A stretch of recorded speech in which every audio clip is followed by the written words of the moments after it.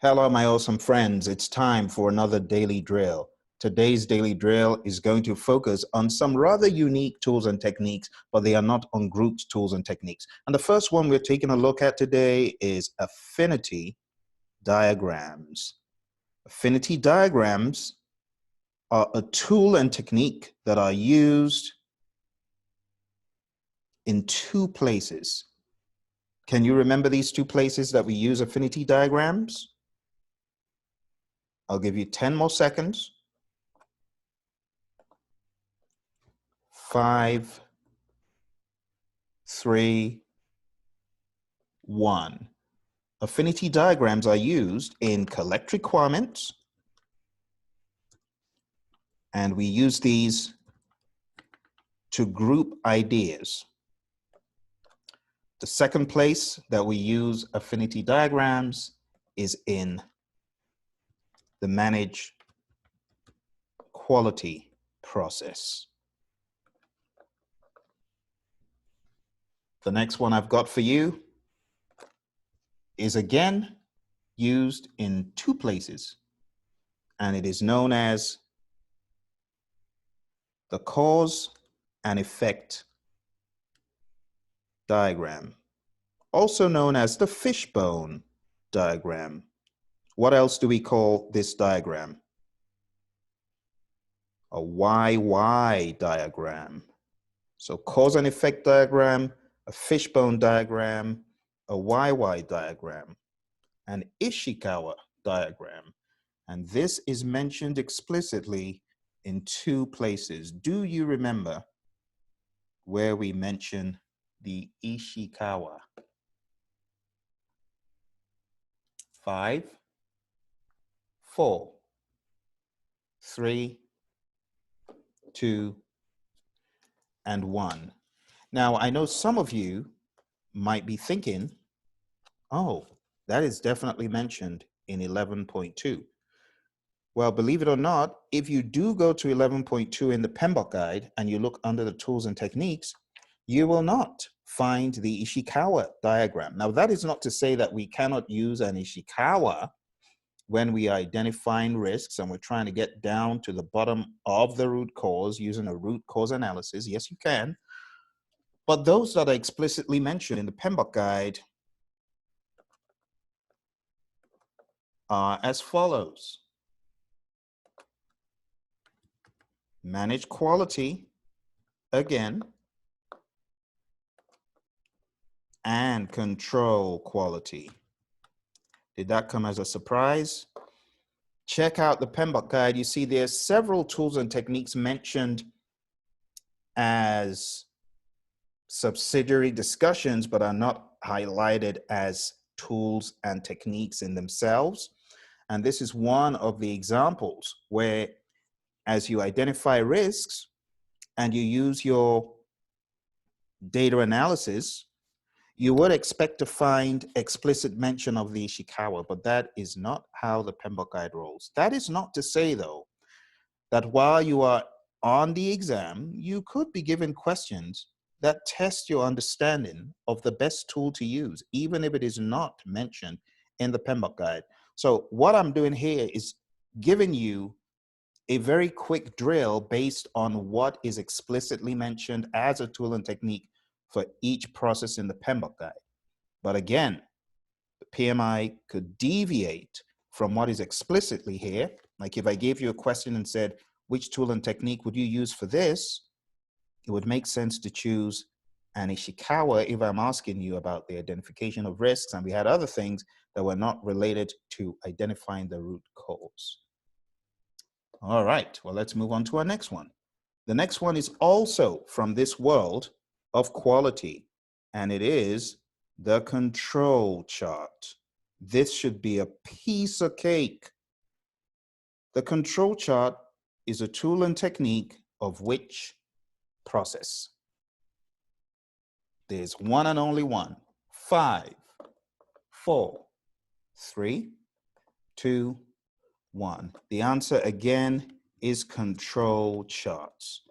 Control charts, this is where, of course, I beg your pardon, control quality, what am I saying? Control quality This is where control charts are used, okay? Because you're dealing with your deliverable that is now going through quality control, and those control charts are for that deliverable. Okay, let's go on to our next one. I'm going to give you a clue here about what I'm talking about. Does this ring a bell? Logical data models. And this is a tool and technique of 5, 4, 3, 2, and 1. Logical data models are mentioned in the PMP guide. Believe it or not, it's in the plan quality process. So the question is often, but why plan quality? This sounds like an IT type of thing. Shouldn't it be in collect requirements? Well, not really, because the logical data model is used to help you identify where there could be possible data integrity issues. And it is one of the sub tools and techniques under data representation. It's a way you can represent the organization's data graphically. And the logical data model, as I said, is used to identify places where data integrity and other quality related issues may arise. Okay, we've got just a few more and I'll let you be on your merry way for the day. The next one we're taking a look at is so easy. You've seen this 1,000,001 times. If you are not new to the PMP guide and you've been studying for a while, and it's probability impact matrix. Where do you use your probability impact matrix? 5, 4, 3, 2, 1. The probability impact matrix is used in none other than the process where you are scoring those risks. In other words, perform qualitative risk analysis. That is where you use the probability impact matrix. So again, these are not unique tools and techniques. Well, some of them are unique, but not all of them. And some of them are unique, but they're not grouped. They're not ungrouped, I beg your pardon. So ungrouped tools and techniques are standalone. They're not under any of the umbrellas of data representation and so on. But these that I'm presenting to you today are from the data representation bucket. So if you find yourself getting some of these incorrect, my advice to you will be to go check out the data representation tools and techniques talked about in the PMP guide explicitly so that you can close those gaps. All right? Here's another one from that bucket. And this one is unique, but it's grouped, okay? And it's known as text-oriented formats. Have you seen this before? It is mentioned explicitly in one chapter. 5, 4, 3, 2, and 1. Text-oriented formats is used in plan resource management. And it's used to define and break down what people are meant to be doing, roles and responsibility forms, if you will, in the company. Because you know you've got various type of charts. You've got hierarchical charts, and you've got text-oriented formats like job forms. They talk about the resource assignment matrix, the RAM, the RACI chart is a type of RAM, and then text-oriented formats are mentioned.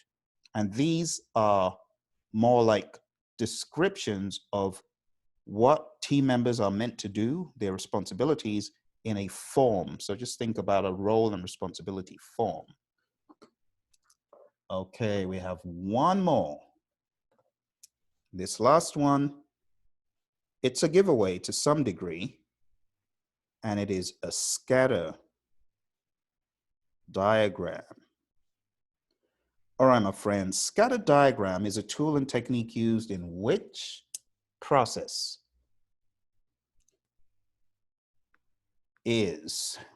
Which process is A and B? 5, 4, 3, 2, and 1. All right, the two places that we use this are from the same knowledge area. Clue: manage quality, and of course, you guessed right, control quality. That is where we use the scatter diagram. All right.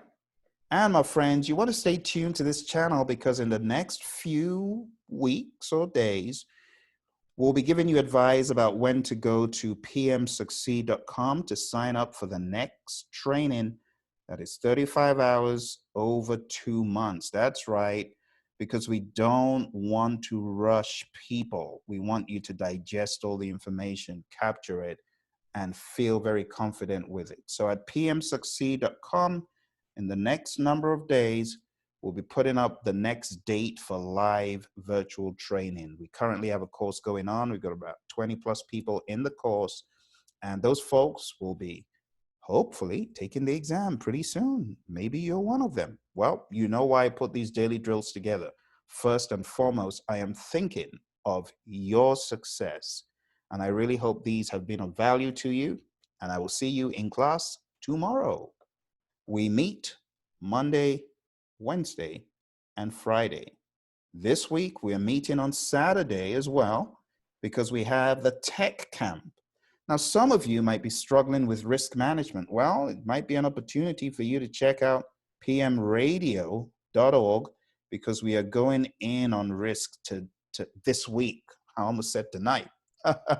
We're going in on risk on Saturday, and we're going to spend a good 4 hours on nothing but risk management. And likely next week as well, we'll spend a little bit of time there, and we'll also cover quality next week. So there's still a lot of opportunity to join us, pmradio.org. Thank you very much, and I'll speak to you soon. Bye for now.